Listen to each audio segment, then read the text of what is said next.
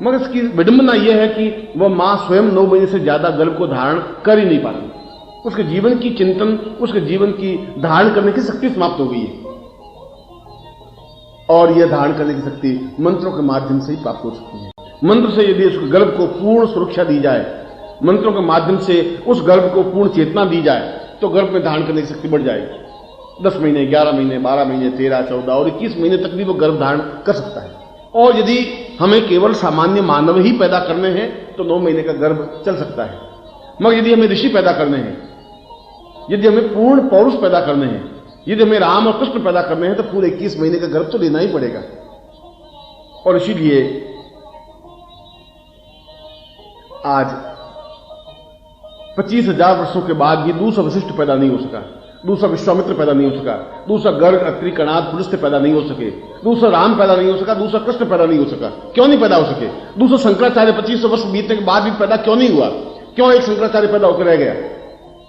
इसलिए कि उसके बाद में हमें धारण करने की शक्ति समाप्त हो गई, इसलिए कि हमें धारण करने की क्षमता खत्म हो गई, इसलिए कि हम पूर्ण पुरुष पैदा करने की शक्ति को खो बैठे। और इसीलिए पूर्ण पौरुषता और पूर्ण पुरुष पैदा करने की शक्ति के लिए यह जरूरी है कि मां के गर्भ को हम पूर्ण चैतन्यता प्रदान करें।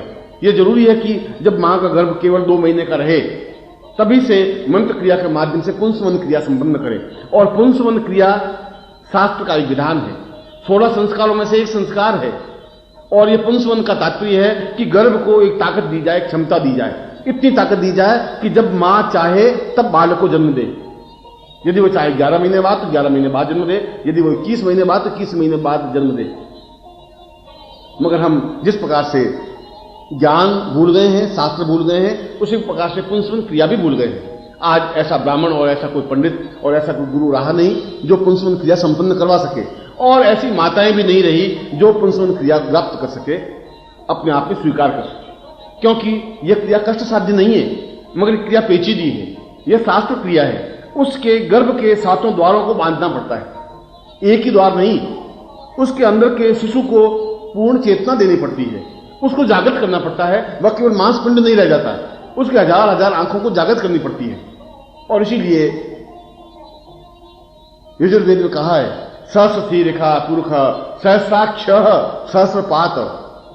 उसने कहा है कि गर्भ का बालक सहस्र शीर्षा, 1000 शरीर को धारण किए हुए है। सहस्रशीर्षा पुरुष, वह पुरुष है। सहस्रशीर्षा पुरुष सहस्राक्ष, उसकी 1000 आंखें हैं, उसके 1000 हाथ हैं, उसके 1000 पैर हैं, उसके 1000 देह हैं। या तो फिर यजुर्वेद झूठा है कि ये सब मंत्र नहीं बोलना चाहिए था। जब वो कह रहा है कि सहस्र शीर्षा पुरुष सहस्रपात सबूम गुम सर्वत प्रथवाम चतुष्ट गुम अभाव, वो ये कह रहा है कि यदि हम शरीर के उस मांस पिंड को 1000 आंखें दे सकें, यदि हम उसको 1000 शरीर दे सकें, हम उसको 1000 धारण करने की शक्ति दे सकें, तो अपने आप में पूर्ण पुरुष बन सकता है। सहस्र शीर्षा पुरुष, तब वह पुरुष बन सकता है। और जो पुरुष नहीं बन सकता वह केवल नर बन सकता है। और जितने बालक पैदा होते हैं वे नर तो हैं, अपने जैसे और पैदा करने की क्षमता रखते हैं, पुरुष नहीं बन सकते। और पुरुष बन सकेगा तो पुरुषोत्तम बन सकेगा। इसलिए यजुर्वेद 2 टूक स्पष्ट शब्दों में कह रहा है कि गुरु हो और वह बालक को सहस्र शीर्षा पुरुष सहस्रपात सबूम गुम सर्वस्प्रभात गुम सहाय ऐसा करे। यह पुंसवन करने की इस मंत्र में पूर्ण पुंसवन करने की क्रिया स्पष्ट की गई है। उस बालक को, उस गर्भ को अपने आप में चैतन्य करे, जागृत करे। जब दूसरे महीने उसको पुंसवन क्रिया की जाती है, जब उसको चेतना दी जाती है, जब उस गर्भ को अपने आप में मजबूत धारण करने की क्षमता युक्त बनाया जाता है, इतना क्षमता युक्त बनाया जा सके कि मां चाहे तब बालक को जन्म दे, पूर्ण परिपक्व बालक को जन्म दे, पूर्ण पुरुष को जन्म दे, अधूरे नर को जन्म नहीं दे, गर्भपात नहीं कर दे। 9 महीने के बाद जन्म लेने वाला तो गर्भपात है, समाप्त होने की क्रिया है। वह तो पैदा होगा, मर जाएगा, वशिष्ठ की तरह जिंदा नहीं रहेगा, विश्वामित्र की तरह 1000 आयु का प्राप्त नहीं हो पाएगा, शंकराचार्य की तरह लाखों वर्षों की उम्र प्राप्त नहीं कर सकेगा। उस सैकड़ों वर्षों की आयु प्राप्त करने के लिए तो पूरे 21 महीने गर्भ में धारण करने की क्रिया, ग्राह्य शक्ति और ग्रहण शक्ति मां प्राप्त करे।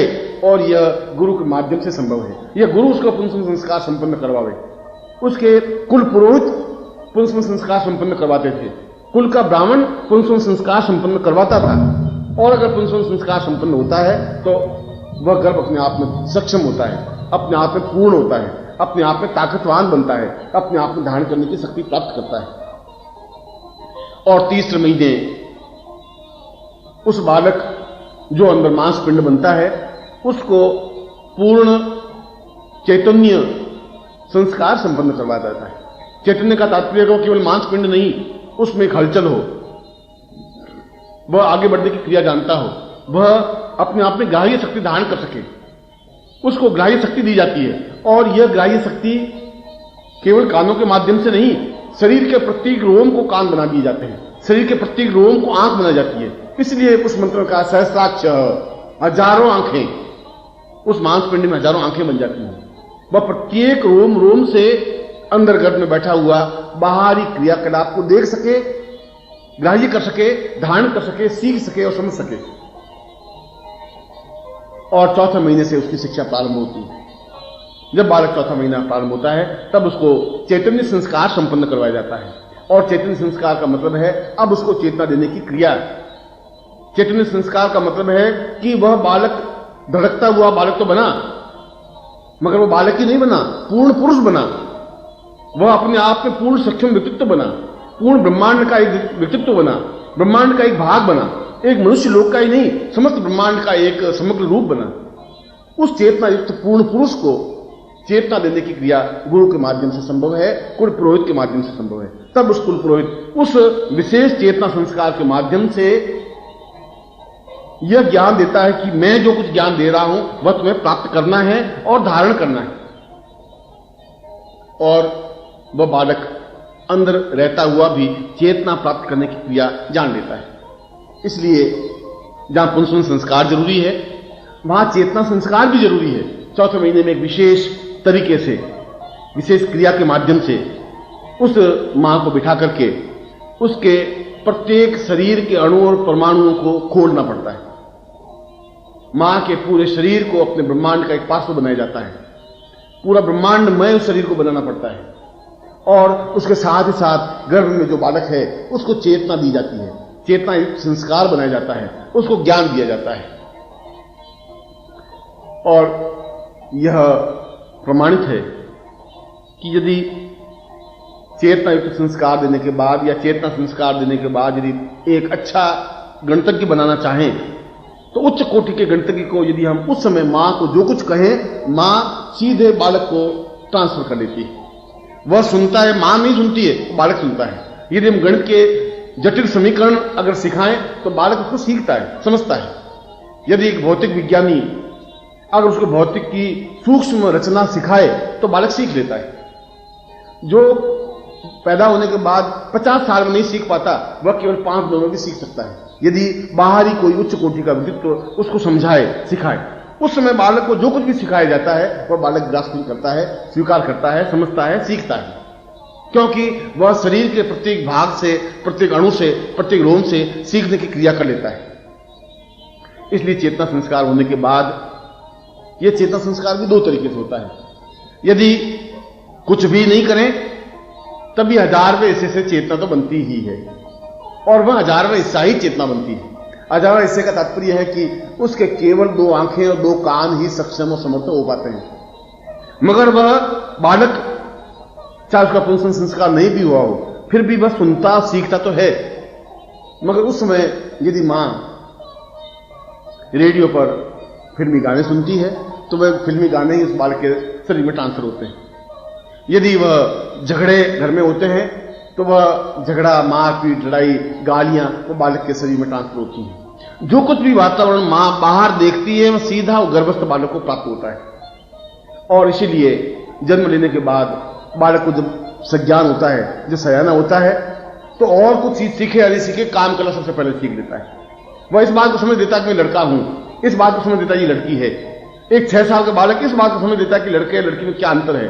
उसको ये ज्ञान तो नहीं होता ये क्या होता है या वेद मंत्र क्या होता है, गायत्री मंत्र क्या होता है, ये समझने की जरूरत नहीं। ये काम करा समझाने की उसको जरूरत नहीं पड़ी।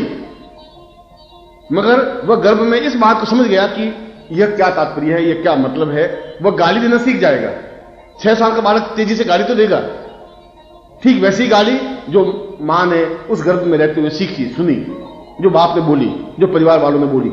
जो कुछ परिवार का वातावरण बना वो बालक ने ग्रहण किया। अगर परिवार का वातावरण दुष्ट था, राक्षसमय था, तो वह बालक में राक्षसमय प्रवृत्ति वातावरण बना। इसलिए चौथे महीने के बाद बहुत सावधानी की जरूरत है। 3 महीने और 28 दिन के बाद जब बालक चेतना युक्त बनता है, तब यद्यपि हजार चेतना के बीच में वह केवल एक ही चेतना की रश्मि, एक ही चेतना की किरण प्राप्त करता है, मगर केवल एक चेतना के माध्यम से ग्रास्पिंग शक्ति, धारण करने की शक्ति, सुनने की शक्ति, समझने की शक्ति, सीखने की शक्ति तो प्राप्त कर ही लेता है। और इसीलिए मां जो कुछ देखती है बालक देखता है, मां जो कुछ सुनती है बालक सुनता है, मां जो कुछ करती है बालक उसको समझने की कोशिश करता रहता है। पर यदि चेतना संस्कार किया जाए तो हजार किरणों के माध्यम से चेतना संस्कार संपन्न होता है। केवल एक रश्मि के माध्यम से नहीं, केवल एक किरण के माध्यम से नहीं, शरीर के जितने रोम हैं वे सब चेतना युक्त बन जाते हैं। इसलिए उसमें धारण करने की शक्ति प्रबल हो जाती है, उसको सीखने की शक्ति बहुत तेज हो जाती है, वह बहुत जल्दी किसी चीज को समझ लेता है। इसलिए चेतना संस्कार जीवन का एक आवश्यक अनिवार्य तत्व है।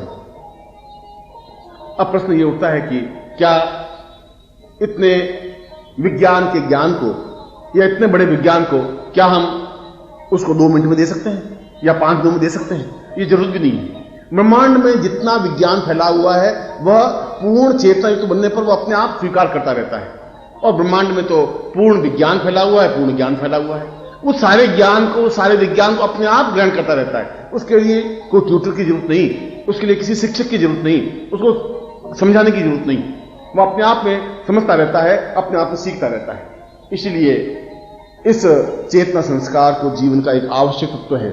और मैं निश्चित रूप से कह सकता हूं कि मैं गर्भस्थ बालक को चेतना संस्कार देता हूं और उसको पूर्ण सक्षम, समर्थ, योग्य और पूर्ण पुरुष बनाने की क्षमता रखता हूं, और ऐसा होना ही चाहिए। ये मेरा आशीर्वाद है।